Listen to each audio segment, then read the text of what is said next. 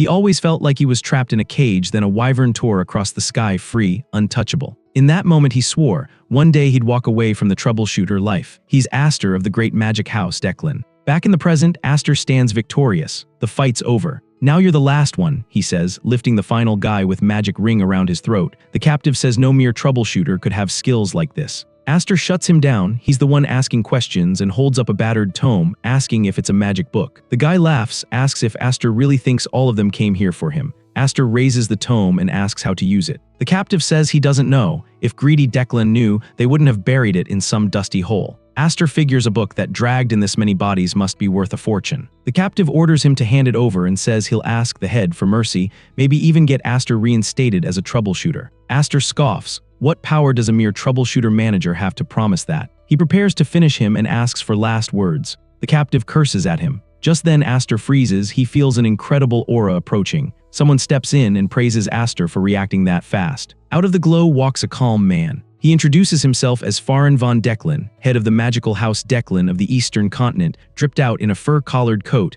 and tells Aster to hand over the tome so they can talk after. The name shakes Aster. He's been a troubleshooter under Declan for over a decade and has never seen the head in person, the strongest mage in their history, from the top house on the continent. Aster looks at him and drops, what a pain in the ass. Farin's caught off guard by his attitude. Aster calls him shameless for trying to steal his loot. The aura coming off Farin is real, easily the strongest pressure Aster's ever felt. Farin says he could just kill him and take the book, but he'll get to the point. Hand over the tome and he'll overlook everything. He calls Aster talented. Watching the fight showed they underestimated him, then says, despite that he's still a stray from the gray zone who only knows troubleshooter trash skills. Even so, with Declan at his back right at Farin's side, Aster could make history. Return the tome and come back, he demands. Aster accepts on one condition. Farin says they can start there. Aster's condition. Give him the hello seat, whatever that is supposed to be, and he'll consider it. Farin's face tightens, the red aura spikes, but Aster stays cool and asks if he watched the fight. Aster chokes out the captive, dropping him at his feet. He nods at the tome. Can Farin even count how many died because of this thing? Farin sighs. So this is how it's going to be. You might die, you know. Aster agrees, then strikes first. No Naruto talk, no jutsu. Farin meets it without flinching, knocking the blow aside. Time to put you down a notch, he says, raising a hand. The ground erupts into stone spears. Aster twists away and barely clears one. Crazy bastard, Aster snaps. He looks for an opening, but every angle slams into Farin's red defense. No gaps anywhere, no openings, just pressure. So this is the power of the head of Declan. Farin sees him hesitating and says he's spacing out, then fires again. Didn't you say you need to measure to know who is stronger? Some things are obvious without measuring, like the difference between us, Farin declares like the alpha male he is. Farin's magic circle charges and detonates. The blast fades. Farin stands over him calm. I didn't kill you, I just roughed you up. Ready to talk? Roughed up, Aster asks what would happen if he bowed his head now, said he'd go back to Declan's shadow. Farin says he wouldn't believe a word of it. I'm done living like that, Aster yells. I'm done eating dog food. Blue sigils flare around his arms, then drops as a pillar of lightning toward Farin. Aster says that he's done being anyone's dog, shiny leash, big house, still a cage. Farin puts up his defense.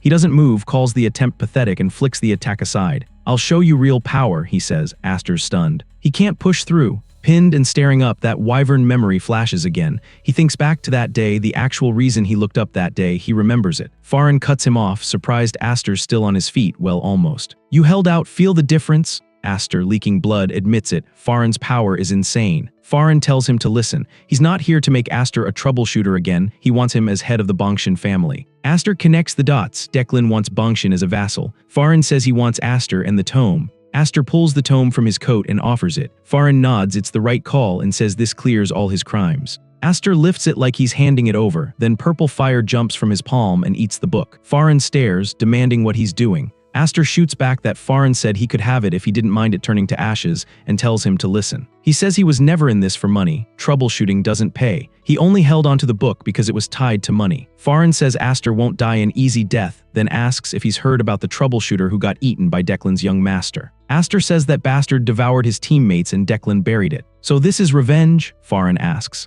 Aster says no, troubleshooters' lives are cheap and his team knew it. What mattered was getting what they wanted, and that takes serious money. He's retiring and he's not going back in the cage. Call that his last words. Farin raises a hand and blue flame emerges, the house's prized fire that never goes out, and orders Aster to burn and regret it. Aster holds his ground and says if the other path is being Declan's dog, he'd rather go back to the gray zone. If not, dying isn't the worst. The blue fire closes over him. He laughs through the pain, saying it's the freest he's felt in years. He knows he won't make it out and doesn't regret anything. If he's born again, he'll do it right, win his freedom, and take proper revenge. Then blue energy spirals out of nowhere. Aster sits at the center, no wounds, no flames, and blinks. The fire is just gone, like someone hit pause. The pain is gone. The tome in his hand surges and floods blue light. Energy coils around him, then a warm gold circle forms. He looks down. What the hell is happening? Aster snaps awake in a filthy alley with a begging bowl at his knees, mumbling that he was just burning to death, literally. He studies his hands, then the tight street and stacked buildings that feel way too familiar. He steps out, looks up at the skyline, and it clicks: Minia. This is the gray zone where he scraped by before he became a troubleshooter. He's gone back in time. He moves to a quiet patch of grass to clear his head, trying to piece it together, then notices his face and hands look younger. He tugs his collar and sees the same sigil from before on his skin.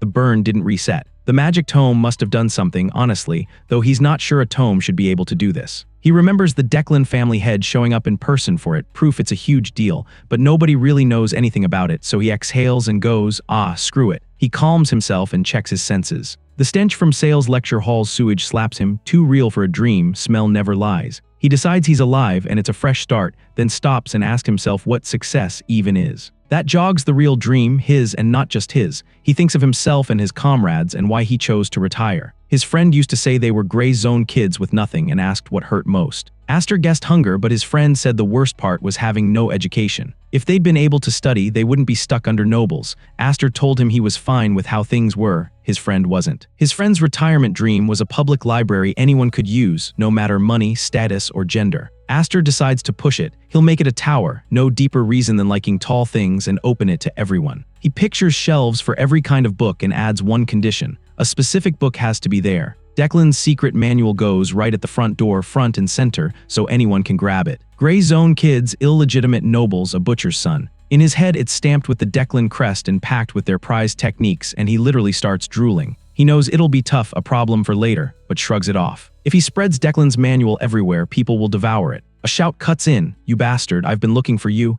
and a boot smashes into his head. The guy stands over him, repeating he's been looking for him, yelling he was keeping Aster's seat and accusing him of hiding, then drives another kick into his head. Aster doesn't recognize him and braces, then cracks his jaw with a clean counter, leaving the guy stunned he got hit. Mid-swing, light flickers around Aster's knuckles. Staring at his hand, he wonders, it's glowing. Meanwhile, the guy explodes about a nobody daring to hit him and demands if Aster really laid hands on his big brother. Aster makes a face, mutters it hurts like hell, though his heart hurts more. Then the thug steps on a pebble, slips and splashes into the sewer water, and Aster sprints. He calls it a tactical retreat and says he'll remember that face. Catching his breath in a narrow alley, he grabs his wrist and curses. He used to be a veteran troubleshooter who never quit, not some desk worker. One punch shouldn't sprain him. This body's too weak. He wraps it and decides, forget the tower, I need to fix this body first. He drops against the wall, annoyed and hungry, when a weird kid stops and looks at him. "You hungry?" the kid asks. Aster deflects and asks if the kid knows him. The kid says no. From the clothes, Aster figures he's a noble.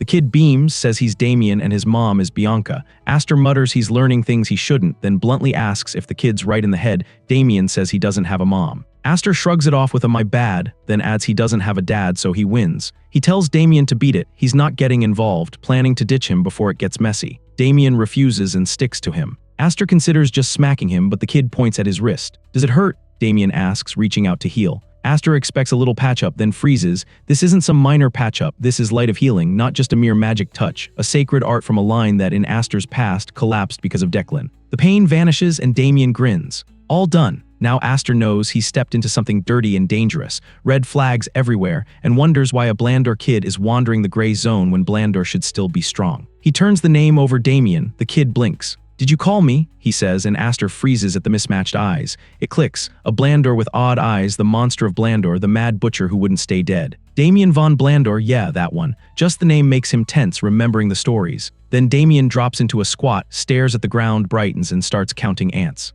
Aster just stares at the whiplash from terrifying legend to harmless kid, while Damien keeps cheerfully counting. "Seriously," Aster says. Aster remembers a job from before he regressed. The Declan family sent his squad into Blandor territory. They sprinted through the forest in cloaks, one guy grumbling about Blandor trouble again, another saying the higher-ups never tell them anything. A monster at the soft estate, dozens dead. Someone guessed it was an ogre. Aster scanned ahead, narrowed his eyes, and stopped. Not an ogre, but a man was ripping someone apart, then throwing out Soft's healing over and over to stitch the victim back together so he could keep going. He laughed through the light and blood. The monster of Blander, Damien von Blander. Damien blurts whoa, eyes sparkling as he is still looking at ants, and Aster just stands there stunned. Why is the Blander air hanging around a slum? Damien stands and says, let's eat. He adds that his mom taught him to stay healthy by eating well and points out Aster looks sick because he doesn't. Aster admits he's right, then asks if Damien has any money. Because he doesn't, Aster is basically broke. Damien answers by whipping out a bag stuffed with gold. Aster stares, grabs his shoulder and says, we're friends. Damien blinks all of a sudden, but Aster nods. It's decided friends share, so they'll eat with Damien's money. Damien grins, holding up the pouch. They head down the street, finally having a friend and dinner secured. After the meal, Aster pats his stuffed belly, looks like he gained 50 pounds, and says it hit the spot. He washes up and says he feels refreshed. In the hotel above the restaurant, Damien lingers in the room, not sure what to do. Aster asks what he's doing, and Damien admits he didn't know there was a house up here. He's always slept outside. It's his first time in a place like this. Damien, serious, says he doesn't have a dad either. Aster tells him not to treat it like a competition. He asks about the rest of Damien's family, where his mom is. Damien says he's looking for her. If she's not here, she doesn't count for now. Aster switches to practical stuff. How long has Damien been on his own? Damien says since he ran away, he slept 10 times. Aster asks if someone's chasing him and if 10 sleeps means about 10 days. Damien says he sleeps a lot, sometimes twice a day, about 10 sleeps total. Aster does the math, 3 or 4 days. Damien adds he hasn't napped since he got here because the ground is too uncomfortable. Aster just lets it go. While the kid's stuck in the gray zone, Aster decides he'll watch him play nanny for a bit, basically. If that builds a tie to the Blander family, even better. Old families mean books and he wants a library. But first, he has to handle what's in front of him. 57 grudges, he calls them, carved into his chest from the hits he took earlier. He tells Damien he's going to lie down and not to bother him or it'll be a problem. Damien guesses it's breathing practice. Aster confirms and tells him to do it too after he's done. Damien nods. Aster lies back, closes his eyes, and focuses on his breath. He remembers how, in his past life, he leaned on stock troubleshooter spells and hit their limits. He broke into noble houses and stole techniques, barely making it out alive. What he gathered was a mystery box, night training, spirit magic, summoning, alchemy, with no single path chaos. At the very end, right before he died, he ran into power on a different level. To reach that, he needs the right breathing. He picks Declan's foundational art, the Heavenly Origin Technique, a root method that takes any mana attribute. He memorized it once for research and now puts it to work. Red light stirs from his core as the mark on his chest flares. While he tries to keep the rhythm, heat slams through him mid-breath, his skin burning. He tells himself to focus and holds on. Then it clicks, the burn is a cleanse. The surge is flushing impurities out of his mana circuits, which shouldn't even be there. He recalls a high-grade purification used by noble bloodlines that forces mana through the body to burn waste away. Struggling, he keeps the Heavenly Origin technique steady until it's done. The glow fades. He jolts awake, gasping, and pushes himself up. Damien sleeps softly nearby, while Aster had a near-death experience. He checks his hand and feels through his circuits, no grit mana flowing clean. It's more than a cleanse. It's purer than anything he had before, even better than in his last life. Beating Declan still feels impossible, maybe even in 100 lives, but his odds just went up. He reminds himself what he is, a troubleshooter who keeps going when the chances are near zero, wired for long shots. The next day, he finishes Damien's disguise. The platinum hair is dyed brown, the clothes are plain, and Damien beams at his reflection. Aster says the important part is done, no one from the Blander family should recognize him, then he pauses. When Damien asks what they're doing next, Aster says, we're going to cause some chaos. The thug who jumped Damien earlier wakes on the street, stretches, and comments on the nice weather. He spots Damien and calls him the youngest, asks where he ran off to, mocks the new look, then eyes Damien and mutters the kid looks rich. Aster doesn't answer. He steps in and smashes his fist into his gut, folding him onto the cobblestones.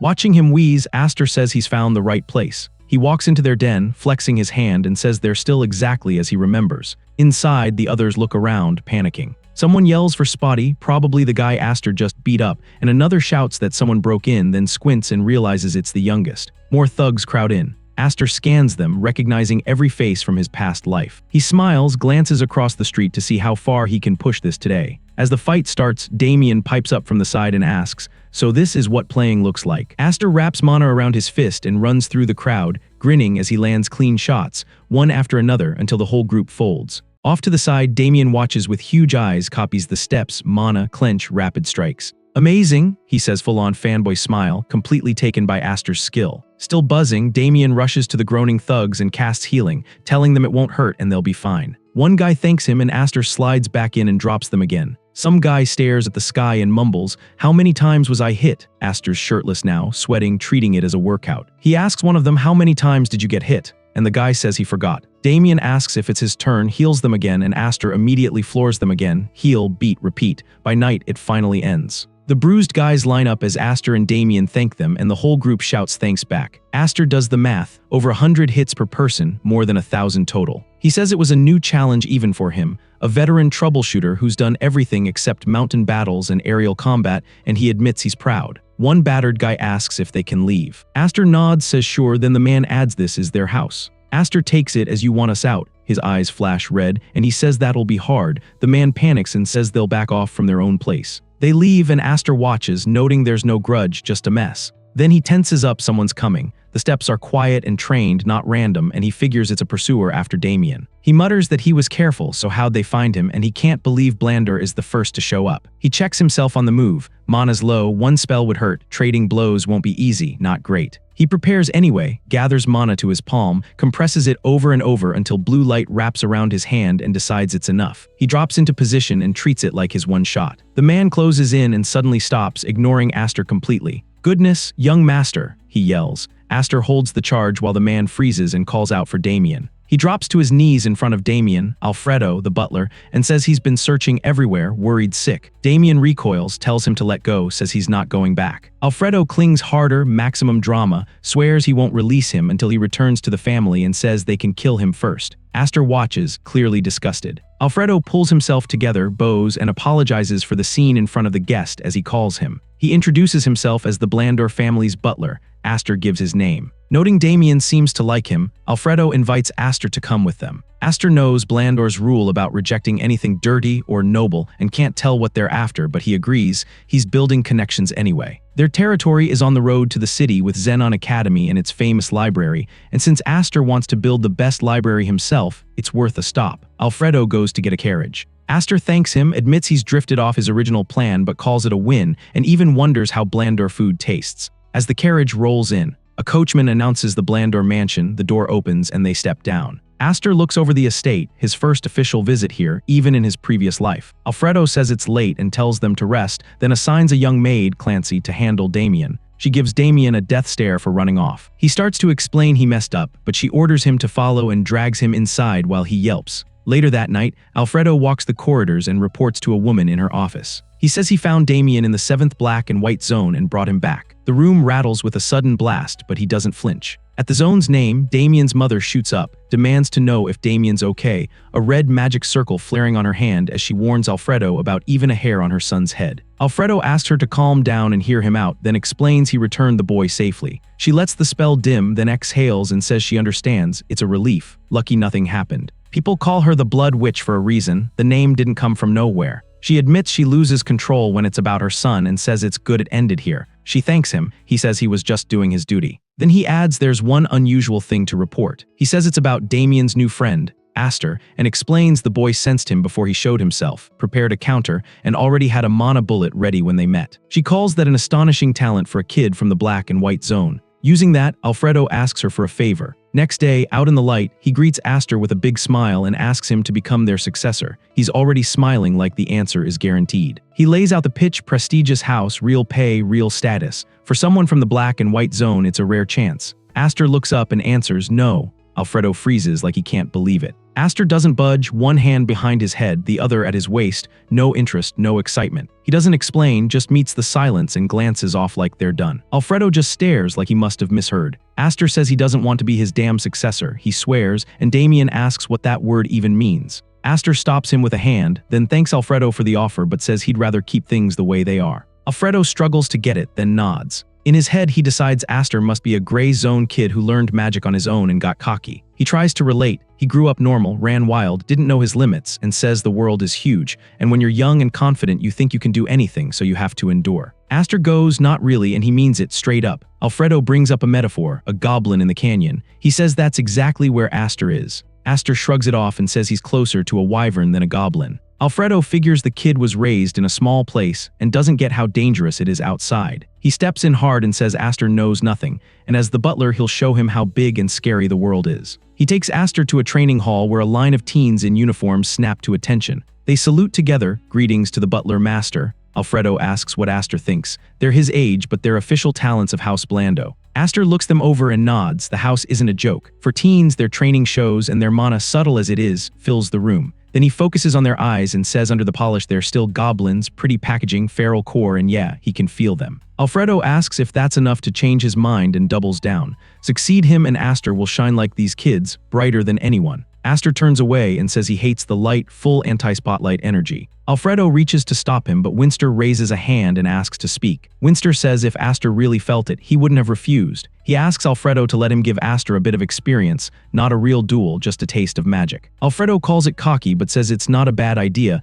then asks Aster if he's up for a simple match with the trainee. Aster looks between them. He knows they see him as the lucky vagrant who showed up out of nowhere and got hyped too fast. He asks if he can pick his opponent, and when Alfredo says yes, he points to one, then another, then a third and a fourth, and goes, "Yeah, you too." He picks 5 at once, humble as he is. The room stalls, some of them looking unsure. Aster steps forward with a grin and asks if they're scared, then tells them to go die. The 5 line up across from him. Alfredo grins, laughs, and says that's the kind of spirit a successor should have. Then he narrows his eyes and asks if Aster can take responsibility for those words. Challenging them like this could be seen as insulting House Blando. Aster says he'll take responsibility. Alfredo raises a finger and sets the terms. Last 1 minute and Aster gets a gift. Fail and Alfredo will hold him accountable. Aster figures responsibility probably means becoming the butler's successor, the old man still trying to reel him in. The instructor asks if 1 against 5 isn't too dangerous. Alfredo waves it off, says that's why it's worth doing and Aster's stubbornness needs to be broken anyway. The instructor worries Aster already looks unfocused, and if the young master's guest gets hurt, his own job could be over. Damien watches with his maid Lancy. The flustered instructor rushes over, begs Damien to stop the butler. Damien says he's shocked too, but Lancy warns that if he steps in, his mother, Lady Gamo Bianca, will scold him. Alfredo cuts in and tells the instructor to begin. The instructor sighs and moves to start. Lancy tells Damien she's stepping out and asks him not to get involved. He nods. Outside, the instructor starts to set a turn-based duel. Alfredo cuts him off and says make it a free-for-all. The instructor gives in, announces a free-for-all until one side surrenders and lays out the rest of the rules. He adds he can stop at any time, then raises his hand to start. Across from Aster, Winster is fuming. He calls Aster a vagrant brat and says the young master and the butler might pity him, but that won't save him, he'll crush him. Begin, the instructor shouts. Aster doesn't hesitate. Winster gets blown back and dropped before anyone processes it. He blinks around and sees the others are already down too. He's the last one half standing. Aster stands there with a small grin and blue light gathering on his hand and tells them not to underestimate the little gun. Winster the loudmouth babbles about magic bullets, says they're just basic mana control, too costly, useless in a real fight. Aster says second lesson, don't judge people so easily, then snaps more shots straight at their heads. He closes the distance on Winster, face to face, and says the third lesson,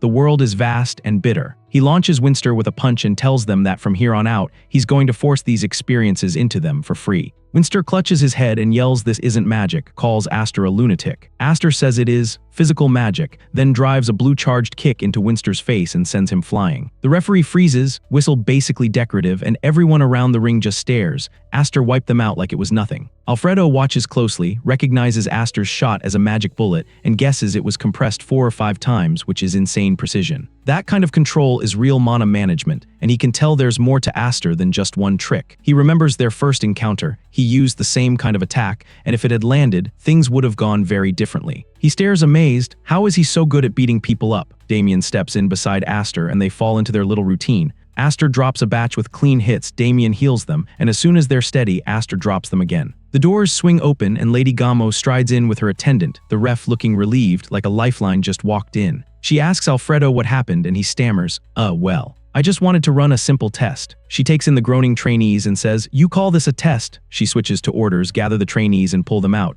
Damien, back to your room. Aster, back to yours now. Then she calls for instructor Runfit. He steps forward saying he did his best, but she cuts him off. You're fired. He freezes, poor guy just followed Alfredo's orders and got fired for it, he's out. That night at the estate, she calls Alfredo in. Calm but firm, she says she understands what he was trying to do, but he crossed the line. He lowers his head, admits he lost his temper and says he'll take whatever punishment comes. She asks about the spar. Aster mixed it up with the trainees, so what exactly happened? Did Damien help? Alfredo hesitates, replaying Aster closing distance and dropping people with sharp, clean strikes, then snaps out of it and says no. It wasn't about help. Aster was just incredibly good at hitting people, like crazy efficient. He apologizes for spacing out and explains the technique. Aster used a magic bullet again, compressed 4 or 5 times for power that takes tight mana control. Even if she missed pieces, the result was clear. Aster dropped 5 trainees by himself. Numbers do not lie. Lady Gamo can't believe it. He did all that with a mana bullet. She points out that handling raw mana like that is hard even for top mages. She asks about the successor proposal, and Alfredo says Aster rejected it outright. She takes a slow sip of tea, says she'll need to reassess him, and tells them to bring Aster in. Aster steps in. Lady Gamo greets him and invites him to sit. Damien's beside her, casually munching cookies. Aster sits across from them and says he came because she called. Before getting to the point, Lady Gamo brings up Alfredo's promised gift. Aster remembers Alfredo telling him to hold out for a reward. He didn't expect it this soon or prepared by her. She slides a long box across the table and tells him to open it. He lifts the lid to a golden glow and recognizes a high-grade item. He points out how rare it is. Blandor only gives something like this to recruits headed for top mage divisions. A meal is goodwill, but a gift like this usually has strings. For a wager reward, a mid-grade item would make sense. This is too much. Lady Gamo tells him to take it. It's recognition for helping Damien in the gray zone and an apology for today. Aster pushes back and asks straight. If he eats it, is he being pushed to join Blandor? Is there poison? Any conditions? She answers plainly, no ties, no poison, no requirements.